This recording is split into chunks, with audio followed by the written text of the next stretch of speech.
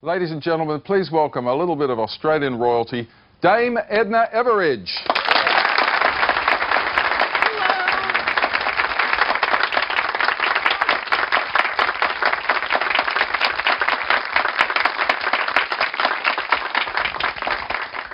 Well, isn't this exciting? Back at Channel 9, you know, this place has very special memories for me, because I was present and participating at the very first telecast from Channel 9 in 1956.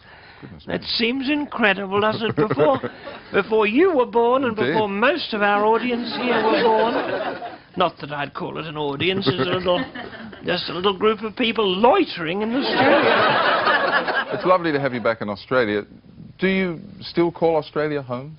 What a ridiculous question. Well, I suppose I do.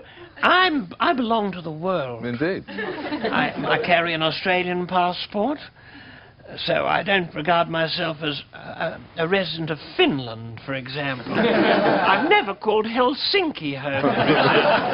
Where do you spend most of your time? I spend a lot of my time in hotel rooms. And quite often, until I think a little bit more seriously about those less fortunate than myself, I spend a lot of time feeling a wee bit of self-pity. And please beware of it. I call it Plom's disease. And it's worse than SARS. Plom. It's P-L-O-M.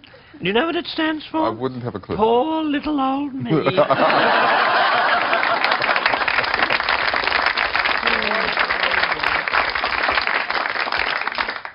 I've been talking to Mr. Humphries about you.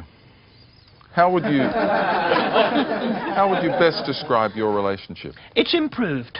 My relationship with Barry Humphries has improved. It was a funny old story. I've told it in one of my autobiographies, and I've mentioned it here and there, but the truth of the matter is that many years ago, and I'm going back now to the 1950s, I'm probably one of the great and longest living institutions in Australia's theatre history, and I was standing in the kitchen with my wrists in the sink, that grey water with peas and mutton fat floating in it, and like so many Australian women, I was looking through chipped Venetians at a yard filled with broken toys. That's about a sad moment for a woman. It was before Valium. Before the little cask of Chardonnay in the fridge. The advantage of that, of course, is that no one can see the level going down.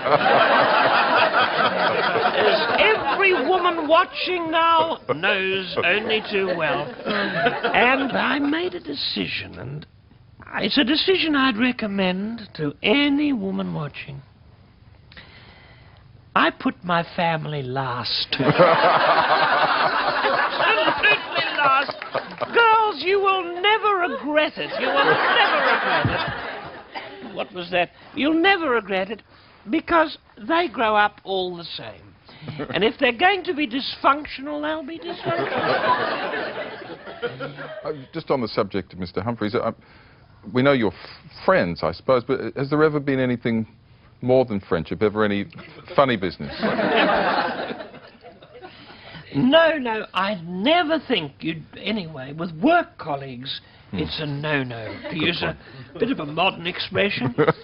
You don't ever do, and I wouldn't have the slightest inclination. I've never seen his appeal. Never seen it. Some women have, and they've paid the price. What does Edna do to relax? I mean, do you ever get the chance just to loll around out of the spotlight? I'm very thoughtful. I do a little meditation. I do my Pilates. And I do my Brazilian waxing at the same time. And I do a combination of Pilates and waxing. And that's called Depilates.